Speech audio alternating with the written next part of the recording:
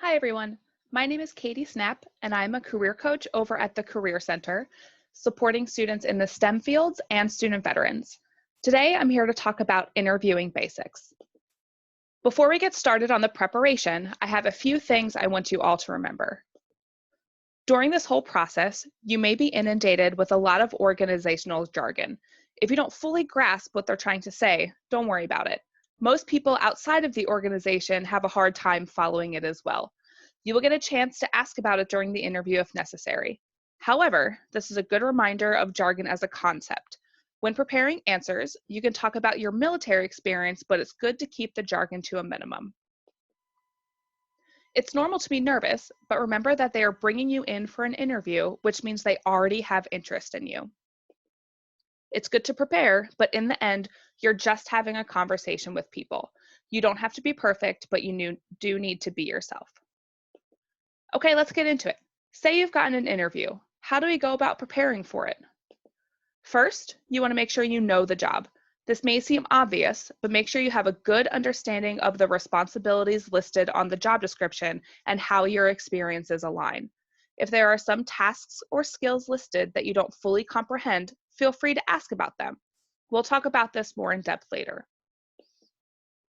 Make sure to know your resume.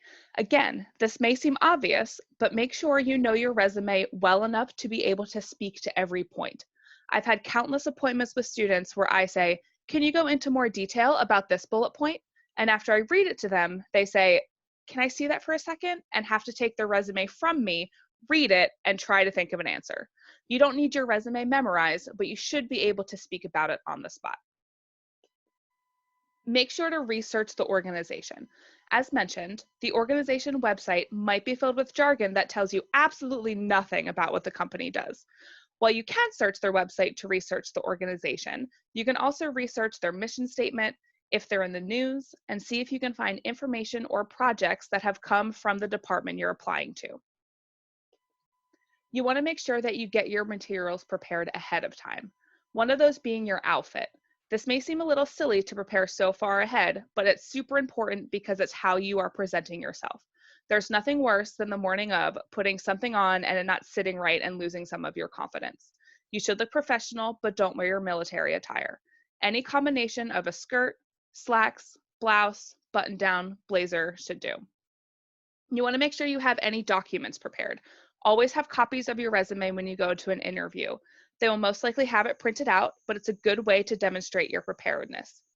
Also have questions prepared for the employer. Again, we'll go over this later. The last thing we want to think about is understanding your commute.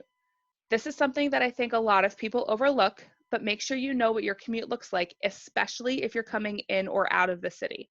Are you driving?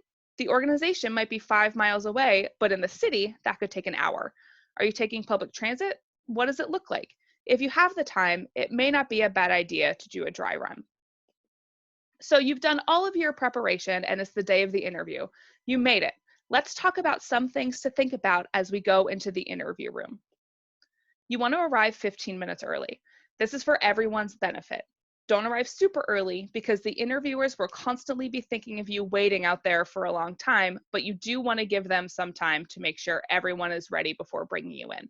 It's also a good chance for you to settle in and not feel rushed. That being said, don't be on your phone. Don't sit there on your phone while waiting because there's plenty more you can be doing. Your phone could potentially distract you before going into the room and get you out of the zone, so don't allow that to be a possibility. Go over the job description, your resume, maybe talk to the admin who are there, or read materials you find in the lobby. You make sure you want to give a solid handshake.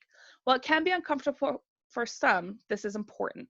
Once this whole pandemic has passed, if you're still uncomfortable with handshakes, we can discuss on an individual basis some alternatives. As mentioned, always have copies of your resume available and offer it to them. They might say no because they have copies, but it's a great way to show that you're prepared. And finally, accept water. This is kind of a little trick. If you're talking a lot, you might get a dry throat, so make sure to take the water. Also, it's a really great stalling tactic if you have to think about an answer. Interviewees tend to feel like you have to have an immediate response to every question, but sometimes you just need a minute to collect your thoughts. Having water with you is great because you can say, That's a great question. Let me think about that for a second. And then you take a drink of some water. It's great because you physically can't answer with water in your mouth, so you're buying yourself some time. All right, you're officially in the room and ready to get started. Let's go over some do's and don'ts of the interview. Some things you want to do. Write down the names of everyone involved. If there's more than one person, chances are they will go around and introduce themselves. Write their names down in order so you can refer to them by name if needed. Use good eye contact. This is also something that can be really uncomfortable for a lot of people, but you can always look at people's foreheads and they will be none the wiser.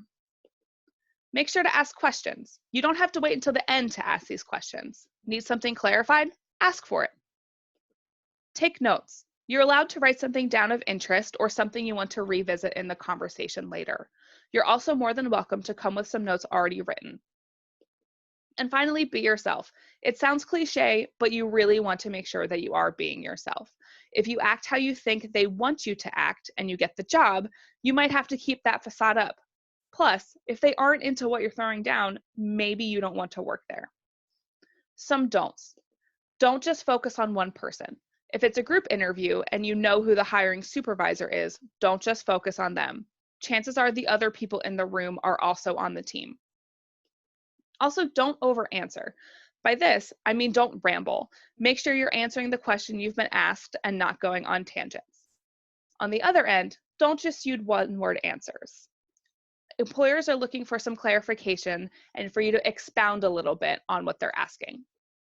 Also, don't badmouth former employers. I think this goes without saying. And finally, don't lie. It will come back to you. Just don't lie. Just don't. Okay, so now we are getting ready to start answering questions. Here are some common interview questions that you can prepare for ahead of time. Tell me about yourself. This question will always be asked in some form, so you should absolutely have something prepared for it. You want to make it like a story. It can go through your professional accomplishments, but talk about you.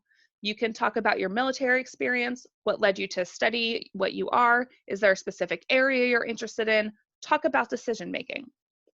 Strengths and weaknesses. These questions are honestly the worst, but you need to have something planned. With your weakness, feel free to word it as an area of improvement or a learning opportunity and talk about how you are working to improve. Why do you want to work here? While you may be just applying anywhere, make sure you have something for this beyond, well, you are hiring and I need a job. Also, why should we hire you? Think of this as a sales pitch. What are you able to bring to the organization? There are also behavioral interview questions. These are more anecdote type of answers that start with something like, tell me about yourself. So tell me about a time you faced conflict while on a team.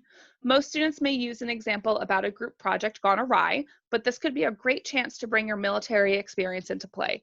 During your time, you spent a lot of time in groups and most likely there was some sort of conflict.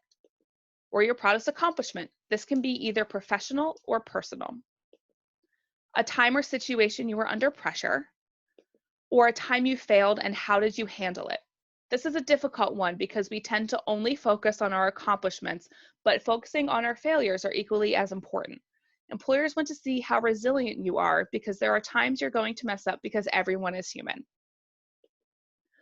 All right, so it's great to know what kind of questions to prepare for, but how do you actually answer them? There are two methods that I want to go through.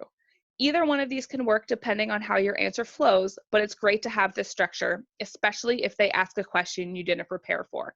Also, this is where the water trick could come into play. So the first one is the STAR method.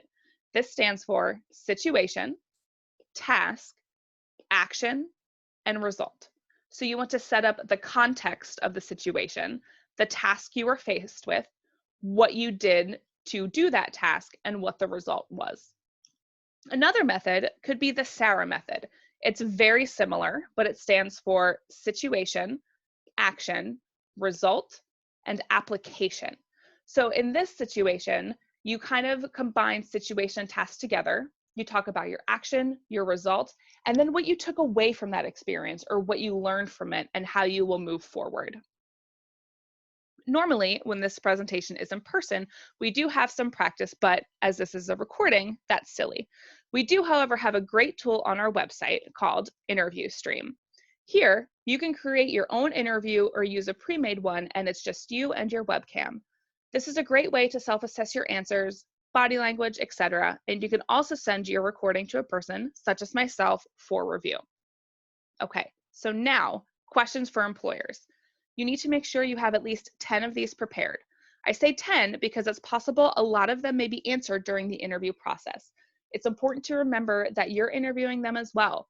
You want to make sure they are a good fit for your professional life, just as they are looking for a good fit for their organization. Make sure they are somewhat thoughtful and not like this woman asking about lunch breaks. You can ask about culture, training, what's expected of a person in this role, or even ask how the interviewer got into the role that they're in. Secretly, everyone likes to talk about themselves when there's nothing on the line. So now the interview is done. You've survived, but your responsibilities aren't over just yet. You want to make sure that you ask for business cards. It's possible some people might have forgotten them, but you can find their names on the website. Asking for business cards, however, helps ensure you have the right contact information. You also want to make sure that you follow up within 24 hours. Finally, you want to reflect. I don't think enough of us do this after interviews. Reflect on your experience. Did you feel good when you walked into the building, or did you have a negative gut reaction? How did you get along with the interviewers? Did you feel comfortable there?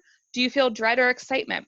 We tend to only focus on being hired, but it's important to focus beyond a potential offer, and if you can imagine yourself happily working there for an extended period of time. Still feeling nervous and want some more help prepping? You can get help at the Career Center. Obviously, you can't come see us right now, but we are still holding appointments via phone or Zoom, and they can be scheduled via Handshake. In the meantime, here are a few resources to help with practice and finding jobs that are related to your military experience. I hope this helped and wish you luck on any future interviews.